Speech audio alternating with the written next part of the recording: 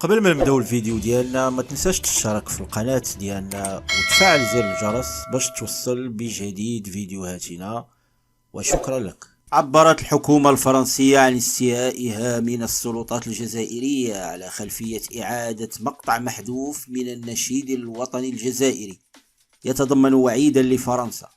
وتساءلت وزيرة الخارجية كاترين كولونا في حوار مع قناة LCI بشأن الأسباب التي دفعت الجزائر إلى إبقاء المقطع أثناء تأدية نشيد قسما خلال المناسبات والاحتفالات الرسمية.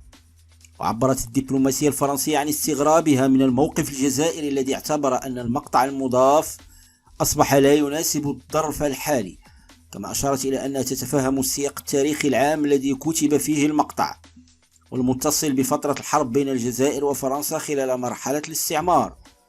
وجاء في نص المقطع المحذوف: يا فرنسا قد مضى وقت العتاب وطويناه كما يطوى الكتاب، يا فرنسا إن ذا يوم الحساب، فاستعدي وخذي منا الجواب.